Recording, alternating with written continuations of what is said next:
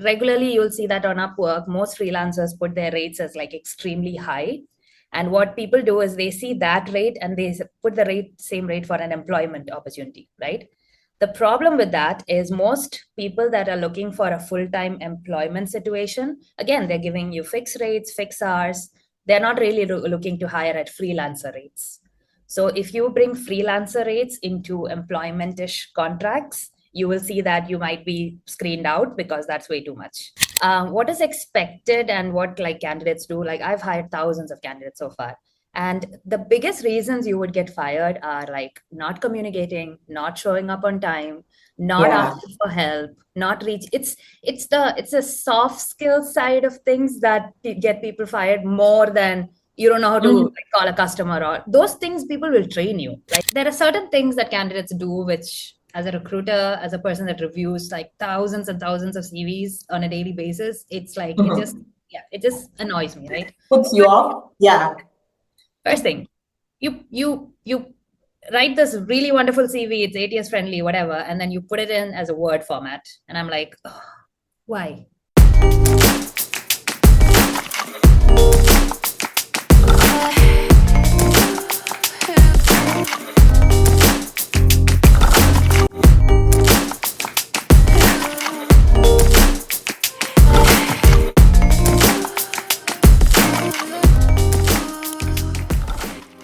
So welcome everyone to our talent sourcing webinar in collaboration with Sagan.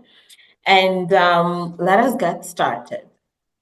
First of all, I really want to thank everyone for one, sacrificing their time because it is a Saturday, for sacrificing your 2 hours to just come and in the hope of getting to learn something new. And I'm really, really hopeful that you're going to learn something new today and hopefully start, I'm using a lot of hopefully, hopefully start your remote work journey. Yeah.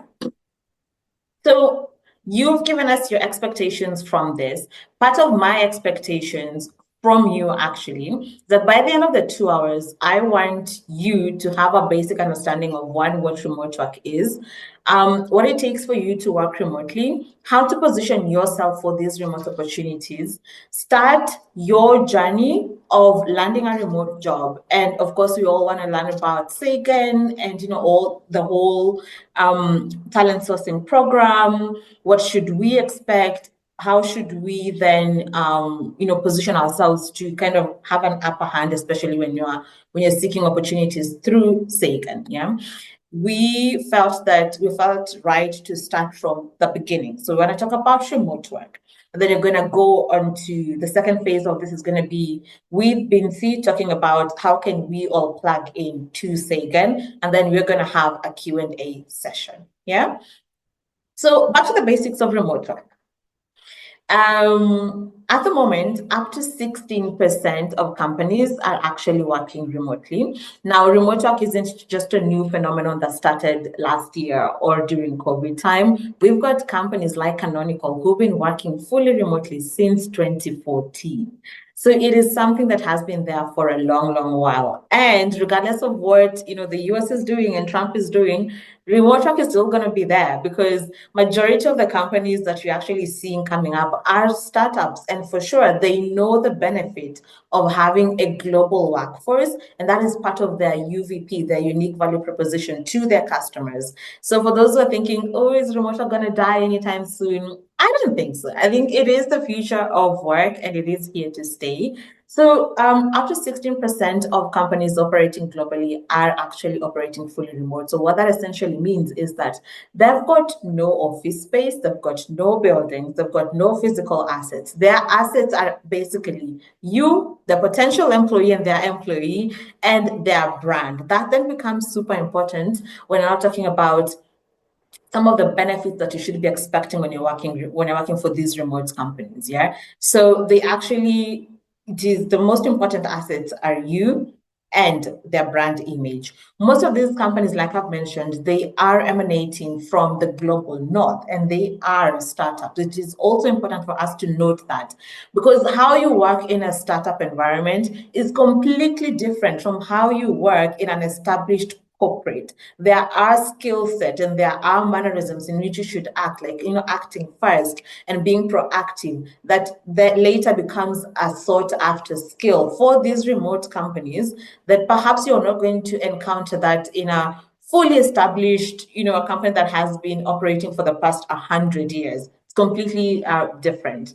We tend to see that, or rather statistics show that by 2030, 30% of the active workforce are going to be working remotely.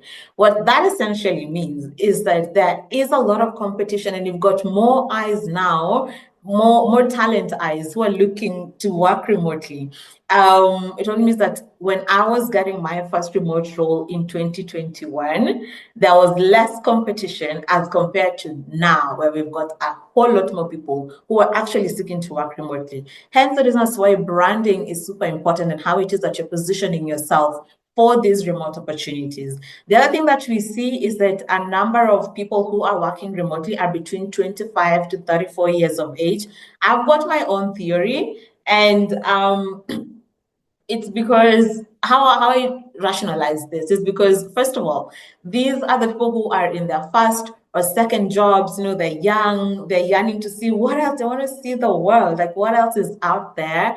The normal work 9 to 5 doesn't really entice them. So they want to see what else is out there. So, but that doesn't mean that if you don't fall within that age bracket or that age gap, 25 to 34, that you cannot work remotely. It only means that as talent acquisition specialists or as recruitment agency companies, we can only fish from the pool that we have, right? So if that is the majority of the people who are sending in applications, those are the people who are going to get hired. But there is no age discrimination when you're talking about remote work. I do feel the need to stress that. So the next thing we're going to be talking about is the differences between full-time and salaried. And this is why I talked about there is a lot of myth and a lot of confusion going around when you're talking about full-time remote opportunities and then the gig jobs, the ones that are going to be finding on Upwork or on Indeed. Yeah, those are completely different. So when you're talking about full-time remote opportunities, you are assured of your pay at the end of the month, whether you find an opportunity through BTS or you find an opportunity through Sagan. Yeah, you are assured of your pay at the end of the month. You are working for one company, so there is a sense of community, there is a sense of shared objectives, and you are working on a full-time basis, unless otherwise stated. And they're usually very clear and specific with this. If they want you to work part-time, it will be clearly stated in the job advert. Then, more often than not, you're going to get to enjoy the benefits that are associated with being employed. Even though you're not going to be hired as a full-time employee, I feel like we need also to kind of specify specify that as well. Yeah. When you look at the roles that you're going to be finding on Upwork, you are paid based off of the project. So you're technically, a part-time employee or part-time consultant. And because you're working on a part-time basis, you tend to work on multiple companies, and that takes away from a sense of community, from a sense of one mission, one objective, and all that. And what is super important for us to note is that when you're working as a freelancer, you do not get to enjoy the benefits that are associated with employment. And by that, I mean something as simple as taking leave days, you will not be able to enjoy, because if you're working as a freelancer, you're literally paid per hour. So the less hours you work, the less money you earn, which literally doesn't actually do well when you're not thinking about work-life balance. Because if I know that I'm going to take a day off and then I'm going to earn X amount less, chances are I'm human. I'm not going to do that in any case. I'm going to want to work overtime for me to earn more money, which is kind of like a negating factor for freelancers, which I find like, full-time remote opportunities still do allow you to enjoy rest and you still get paid, which is one thing that I absolutely love when it comes to work-life balance. So, Lorraine, before we move on, can I add some more information over there? I think it'll be useful for everyone here. So, awesome. Hi everyone. I don't know if you guys know me. My name is Bincy. I'm the head of product at Sagan. Very excited to be here with Lorraine. Now, when it comes to salaried employment, right, you will see that in most job advertisements, there is this word called independent contractor. Like it's going to show up in almost all jobs, right? Which is you'll be hired as an independent contractor and like all of the associated legalities with it, right? What that basically means is that to be able to hire somebody as an employee in that location, you essentially need an office in that location, right? Without having an office or without having like an LLC, a registration, and all that in the physical location, no company can essentially hire anyone as an employee. Okay. Now, that it's just again terminologies, but essentially that term employee means that it comes with like legal rights. You get like a severance pay. You get like paid benefits. You get other benefits. All those kinds of things associated with being an employee, right? And that's what many of you might be used to in like office jobs if you are already working, right? When it comes to an independent contractor kind of relationship, what it is that essentially they're hiring you as a contractor, right? And because there is no option to hire you as an employee other than if you do something called an employer of record, and that is like insanely expensive. I think it's about like $500 to hire one person per month extra in like fees and everything that you would have to pay. And most companies are not really willing to do that, or they don't really want to do that for like most roles, right? So what they essentially do is they would hire you as an independent contractor. So when it comes to being an independent contractor, basically what you are doing is that it's very similar to being in a full-time employment, which is you would be given certain number of hours. This is like the rate that you would be paid, and most companies paid bi-weekly in the US. So every 2 weeks is almost when you would get paid, right? So just wanted to make sure that when you're looking for remote jobs and you consider something like a salaried employment, you might not see it as like an employee. It might show up as an independent contractor. Don't let that put you off. It's very similar to being in a salaried employment. It's just slightly different in terms of like legalities and things like that. Now, when you are a freelance employee, and again, with freelance, we don't say employees, it's like independent contractors, part-timers, freelancers, right? When it comes to freelancers, what happens is that given that you don't have benefits, given that you don't have all these, extra nice to have stuff, you would essentially increase your rate to accommodate for that, right?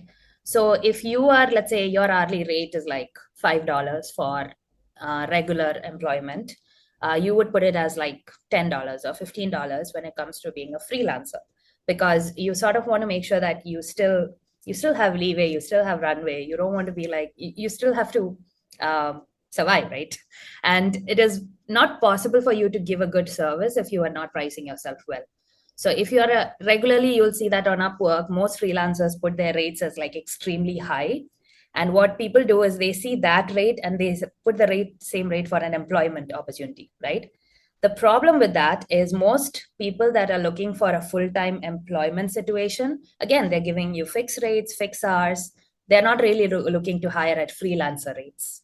So if you bring freelancer rates into employment-ish contracts, you will see that you might be screened out because that's way too much. But as a freelancer, you can of course charge that rate because it's a freelance thing, right? You're being hired for what, 5, 10 hours, 20 hours, or for one project, and you can of course charge that. So I just want to make sure that that is very clear between those two sections. All right, Lorraine. Yeah, thank you for that, Binti. I love how you explained it. The other thing that I'd love to bring to our attention, especially when it comes to like the independent contractors, and you've hinted on it, Binti, is that when it comes to litigation as an independent contractor, then, like how we all enjoy, if you're permanent and pensionable, we get to enjoy certain protections.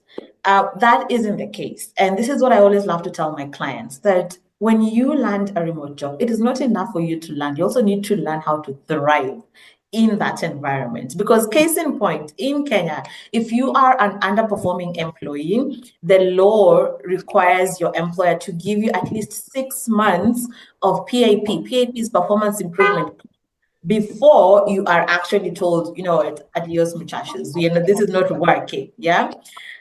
In the remote setting, Oh, this was, yeah, they are That is so not the case. cutthroat, right? Literally, you can get hired today and fired the day after tomorrow, or like tomorrow if you're not performing. Like there is no feelings involved. There is no, oh, like let me help you. There's nothing of that, right? Because Yeah. there are hundreds of thousands of other people that are out there that can just like immediately take on that job. And so Yeah. if you are not good, like literally second day you can get fired. So I think the key one is that if you are not good, because yes. they're very much focused on on deliverables, which I find, to be fair, is like someone telling you these are your KPIs. This is what you need to perform. So why shouldn't you perform if you are, if you're able to do the job, right? So that is not to deter you, but I feel like it's best if you put all the cards on the table so that you know what you're getting yourself into. Get in knowing that you are going to, yes, get paid and get paid really well, because that is the other thing that they do, but you're also expected to perform. Yeah. Okay. And there's one thing over there which is it's the performance standard when you look at it. What is expected and what like candidates do. Like I've hired thousands of candidates so far, and the biggest reasons you would get fired are like not communicating, not showing up on time, not Yeah. asking for help, not reach. It's a soft skill side of things that get people fired more than you don't know how to like, call a customer, or those things people will train you. Like literally they'll Yeah. train you so much in all those things. But tomorrow when I come in, like if I'm a manager, if I come in and your start time is 8 and you're not there at like 8:05 or 8:10, it's not micromanagement. It is literally like you're expected to be there when you have to be there. And if you're not there, well, see ya, right? That's Right. it's almost never like technical skills that get you fired, unless it's like for a technical kind of job, right? Like if you say you can run Amazon ads or like Facebook ads and you don't know how to run Facebook ads, well, that you're not going to survive much longer, right? But for Yeah. most positions, entry level, basic level, it's usually soft skills that get you fired for whatever reason. Awesome. And I love that you brought about asking help, because I feel also as Africans, we do struggle with that. We did, so we featured a success story on our YouTube channel that I'd want you guys to, after this, or when you're scrolling on social media, just go ahead and watch it. It is by, we call her Popo. Now, I even forget her name, but yeah.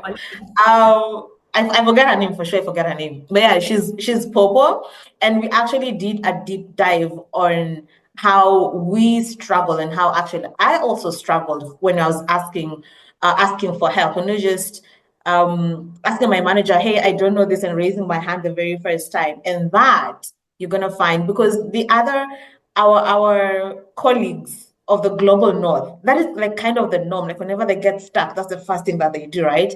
We try and try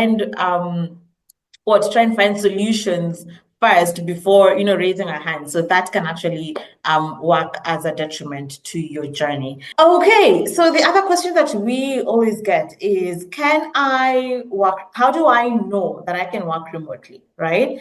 And my very simple answer to this is, if you have a working laptop. Other companies are going to be very specific when it comes to the specs, but not all of them. Yeah, to be honest with you, I think it's only, I've seen Clipboard Health, and I've also seen Invisible Technologies, who are very specific with their laptop specs, and that is essentially for their customer facing roles. So if you've got a working laptop, you've got a stable internet or Wi-Fi, and you've got an office space or a quiet space where you can put in on average 8 hours, then you can work remotely. Like I was mentioning prior, we're seeing doctors working remotely, we're seeing nurses working remotely. I'm yet to see civil engineers working remotely, but we're seeing architects working remotely. We're seeing design engineers We've working actually hired a remotely. civil engineer working remotely. So Oh, really? How does that work? Do tell. they work mostly with like plans and things like that. Anything that can be done like on a computer, basically. They cannot like physically work in any space, of course. But yeah, there are a few that we hired recently. Very Awesome. Well, I surprising guess I space. changed my script. Yes, I guess you can work remotely as a civil engineer. Proof. Now, I would add one more thing over here, which is a good noise canceling headset. Most people forget that, like, that becomes a pretty important thing. So one of the things, it's kind of like a running joke, which is if you call any customer service agent for like these larger companies, AT&T and all that, you'll hear like chicken in the background. And I'm like, oh, well, you're calling somebody from Indonesia or Philippines or something. Yeah. And yeah, so a good noise canceling headset where there's not a lot of noise going on really helps. Awesome. I like the joke. So what do you need for you to land a remote opportunity? I think we've been to cover this a bit. You're going to need your ATS-friendly CV. So ATS, for those of us who don't know, it is applicant tracking system. And this is the system that is used by most companies for shortlisting. Now, it doesn't mean that even if a company doesn't use an ATS, that, now you need to have a CV just like that. The reasons why I love ATS CVs is that one, especially for the ones that we do, they're very simple. They're very direct, and a recruiter is able to skim through really quickly and place you within 6 seconds. So that is really key. So you're going to need an ATS-friendly CV. You're going to need an optimized LinkedIn profile. It's not just enough for you to have a LinkedIn profile. You also need to be actually active on LinkedIn. We are about, 1 billion users on LinkedIn. And if Bincy is actually headhunting, which she actually did recently, yeah? If she is headhunting, you need to be active. You need the algorithm to love it so that when she's, typing out a particular role, then your profile becomes amongst the top ones to pop up. Then you're gonna need an introductory video, which is actually used for shortlisting as well. So please, those 3 things are what you need for you to even start sending out applications. Vince, do you want to talk about headhunting? Then you've got an interesting story there. Yeah. Before headhunting, though, I want to talk a little bit over here as well. So there are certain things that candidates do, which as a recruiter, as a person that reviews like thousands and thousands of CVs on a daily basis, it's like, it just annoys me, right? Puts you off? Yeah. First thing, you write this really wonderful CV, it's ATS friendly, whatever, and then you put it in as a Word format. And I'm like, oh, why? Do you understand that when you share a Word format with somebody else, depending on the computer that they open it up with, the format is all messed up? I don't know if you know that, right? PDF, always PDF. PDF is readable by any kind of software. You cannot put in a Word CV. Okay, first thing. Second thing, I've seen people put images of CV. Like CV, they have the whole CV and then they export it as a JPEG or an image. Do you understand that most of these ATS don't read images that well, right? The OCR image capture is horrible with ATSs. So again, very easy way for you to like screen yourself out when you do those 2 things, all right? Because the moment you put a Word CV, now somebody has to download it. If you have to get a recruiter to download and then look at your CV, they will just move forward. Like you have to make it easy for most recruiters to do these things, all right? Now I've seen like there are recruiters that'll actually download, they'll look at it, they'll come back to you. But recruiters nowadays have so many jobs and so many applicants that they have to quickly go through them.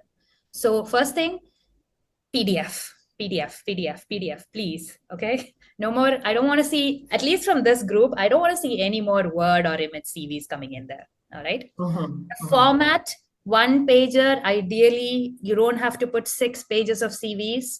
If you have more than 4 or 5 years of experience, you don't have to put in the last, like every company that you've worked at. Relevant experiences are really good. If you're more of a generalist, then something which is like a little bit of a mix of everything also works. But what I've seen is there are accountants that will apply for customer service roles without any mention of customer service in their CV, right? And now it's like, you basically have 0 experience in customer service. How do I present you to a client? And like, I have to be on the hook now, right? I have to take your CV and be like, this is the best candidate for you. And the client, the first thing is he's going to ask is, this person has no customer service experience. What am I supposed to do with them? Right? Yeah. And it's not the recruiter's fault, right? So if you are looking into certain jobs, it is highly recommended that you kind of optimize your CV for that job, right? Now, another thing, I don't know if you guys know this, but in an ATS, when you apply for like 7 to 8 jobs, your resume kind of populates into one place, meaning you have a candidate profile as a whole. Okay. Mhm. And your resume, even if let's say you optimize your resume and you're like, for the accounting job, I have an accounting resume, and a customer service job, I have a customer service resume. Your recruiter actually sees like all of the resumes in one place. All right. And they Yeah. kind of go through resume by resume. And sometimes it comes off as like, okay, you're trying to get different jobs and different these things. And the recruiter is ultimately confused. They're like, okay, what exactly is your core competency? It's not very clear because you are now trying to land You're everything. all over the place. Exactly. Yes. So for me, just as an example, I've been a very operational oriented person. I never apply for anything that's customer service. I don't apply for anything that's HR. Like I'm operations oriented. I'm very specialized in that. I can be general in terms of which industry I want and which kind of company I want, whether it's a startup, whether it's a larger company. But ultimately, it's operations, and you'll see that most of my CVs like operations and admin kind of space, right? So you want a good, most companies are looking for a good progression. They're looking for long-term experience. They're looking for kind of like, again, in the US, it's very common to have a very linear progression. So you start off as an admin, and then you gain 2 years of experience, then you go to management, then you go to X, then you go to Y, right? So that the clients are looking for that kind of a linear progression. Now, it's very different if you are a creative person or a marketing person. I saw lots of people here that are marketing people. If you are a marketing person and if you don't have any kind of a portfolio to show off, you are doing yourself a disservice, right? Because if you are, let's say you are a creative writer, you write amazing content. Where is your blog? Where is your place where I can read your creative posts? Let's say you are extremely good at ads, okay? Like ad copies, graphic design, whatever. Where is your, let's say, Behance profile? Where is your Canva portfolio? Whatever that is, that can show off that you can do these kinds of things. Let's say you're an automation expert. You are very good at doing automation. 1 minute Loom video to show off a good automation workflow that you did is 100 times better than an intro video you can do, right? And Yeah. you guys, like, we are living in such a day and age where it's like, it's so easy to do these kinds of things. It's easy to set up a website for ourselves, right? If you are, let's say, a good customer service agent, even a good like mock-up call, or you just appearing as if you would talk to a customer, you showing off things that you can do with like customer de-escalation, escalations, whatever, is much more effective than you talking about your hobbies, right? So you kind of have to make sure that whatever you're applying to, you are actually providing value to the recruiter, to the client, whoever it is, because at the end of the day, it's a very competitive world out there. And so if you're not able to show that you have what it takes to, get there, like, yeah, it gets very difficult to, it gets difficult for the recruiter to help you when you are not helping yourself. All right. So Yeah. if, let's say, again, if you are like an architect, if you are a chemical engineer, is there anything that you can show off that proves you are doing the work? I'll just give you an example. We were hunting for a GIS analyst. Okay. It's kind of like a surveying, geographical, some kind of this thing. And it was a very hard to place role. There was this one candidate. She was amazing. I saw her profile and she had this beautiful resume done. It was very clean, very neat. But at the very top, she said, hey, I have some things on my LinkedIn profile that I want to show off. Please click this link. And it's a PDF, so you can link links. I clicked her link and it was her LinkedIn. And on the LinkedIn, she has these detailed analysis of like different kinds of jobs that she's done. And she's like explicitly talking about all those things. And in the like intro video, she actually talks about one of those, like, hey, I know I can do like an intro video, but let me just talk to you about this analysis that I did. And it was beautiful, right? Like, we fought so hard to like get her placed, and we tried all these kinds of things with her. We've been working with her to get her more information and all those kinds of things. But it was very easy to help her out because she helped herself ultimately, right? So you kind of want to do more than just one resume, because at this stage, the expectation is a lot more than that. And even with LinkedIn profile, you don't have to go too much. You don't have to do cringy posts. You don't have to do any of that. Just share what excites you, right? Whatever it is that excites you. And Mm-hmm, it mm-hmm. doesn't have to be cringy. It's whatever that is exciting you, and that's it. Right. So people want to actually, I think what I'm getting is people want to hire the person behind the skills and capabilities, right? Exactly. Yeah. So be authentic, be you. And that's why I think what do you enjoy doing then becomes an easy, kind of an easier answer for you to pivot on and just double down on that and let that come through. Yeah. Awesome. Cool. So when Binti was talking about how much she loves working remotely, she also mentioned that, sometimes it can get lonely and the isolation of it all. So yeah, remote work is amazing. I kid you not. It is amazing, but it doesn't, it also has its own challenges. So one of the challenges that we find as Africans, I would say, is sometimes the internet connectivity isn't that great. So you also want to make sure that your service provider is excellent or at least, stable with this. Yeah. You don't want to be in a client call and then one too many times you keep dropping off. So you want to have that in place. When it comes to time zones as well, like we mentioned, one tool that I absolutely love just to avoid having conflicting meeting schedules is I use TimeBuddy. I've been saying, I don't know which tool to use, but I love TimeBuddy. You're able to kind of work in UTC, which is Universal Time. What is UTC? Universal Time something. I forgot the. Huh? I have no idea. Yeah, but that is the time that most remote companies use. They don't use the GMT or PST. It's usually like UTC. Yeah, so use that.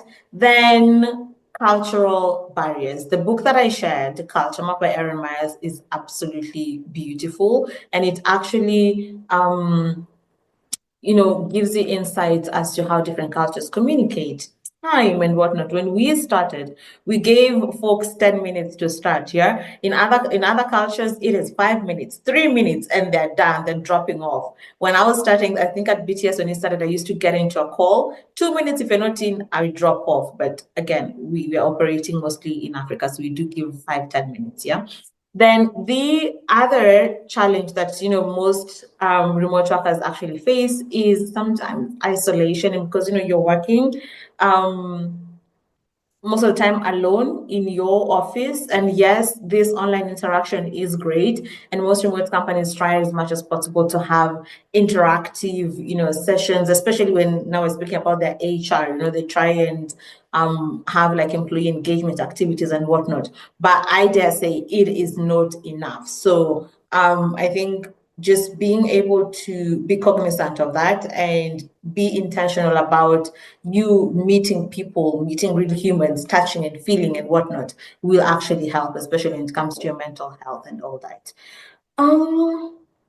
Yeah, so I think I want us to have the last 30 minutes just to answering questions. So what we do, the work we do over at BTS is we work on your talent readiness. So you work on your CV, LinkedIn profile, and intro videos, which are the things that you need to start sending out applications. If you are still, wishy-washy, where are your skills marketable? Can you land a job remotely? You can book a consultation call with us. But the first thing is that the Remote Work Starter Pack, CV, LinkedIn, intro videos, we then redirect you to our website to send out applications. We've also featured Seikan on our website to send in your applications.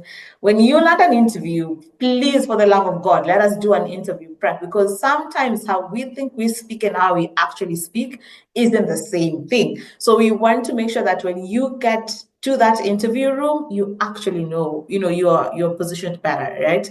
Then after that, it is not enough for you to just land an opportunity. We want you to actually thrive in those remote jobs. Now we engage in coaching sessions to actually help you thrive in that space.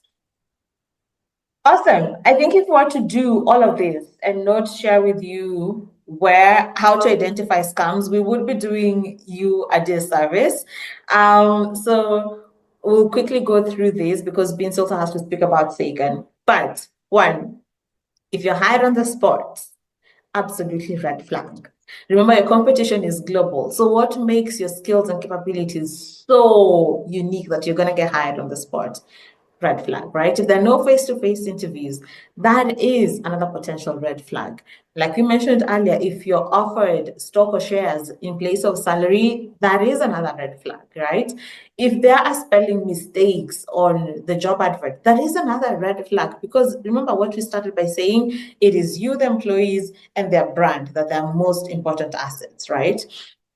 And then basically want to speak about Telegram. I think for me is, if you're asked, you know how Binta said that some companies will actually offer you equipment and they will actually send you equipment. So if you're asked for money for a training or equipment or whatnot, that is a red flag. I always say any cost associated with you getting hired should be incurred by the company, unless you're getting hired through an agency, which you're going to talk about in a minute, right? Unless you're getting hired through an agency and they're doing actually what is called reverse recruitment, then it does make sense. But if company X is hiring you directly, any cost that is associated with you getting hired should be incurred by that company X. Yeah.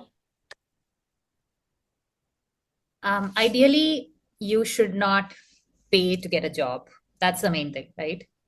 You should not pay to get equipment. You should not pay to get a job. There's a ton of scams out there. They'll say they'll get you a visa. They'll say they'll get you equipment, and then you have to send a check. And like there's a lot of like complicated scams. My best thing is I always take the screenshot of like the offer letter or an email that I get. If it's like out of the blue, I put it into ChatGPT, I run it through, and I'll check. I'll ask ChatGPT to check for me, and usually it's very good at like identifying scams. So if you're not using AI to help you through navigate through this process, like please use it, right? Even your intro videos and things like that, you can like take a transcript of it, put it into ChatGPT and ask it to analyze it. It'll give you a very good analysis. Now, in terms of hiring, sometimes, just sometimes, you may not have face-to-face interviews because you've gone through a lot of other processes. Like you've gone through the assessment. There's already like 2 to 3 things that you've gone through to such a point that you don't really need another face-to-face interviews. That's the only time you would be getting hired without an interview, right? So jumping at an opportunity without having any kind of a contact with a company, that is definitely a red flag. All right. Yeah. And ideally, companies should pay you within like 2 weeks to 4 weeks. Usually it's either 2 weeks or 4 weeks, like 1 month or like 2 weeks, right? If they don't, try not to stay there too long, because like you're not getting paid after that, right? So that's kind of like a limit. Keep a limit for yourself as well as to how much you would tolerate, right? Yeah, I think that's most of the efforts. Okay, yeah, and I think that marks the end of our talent readiness.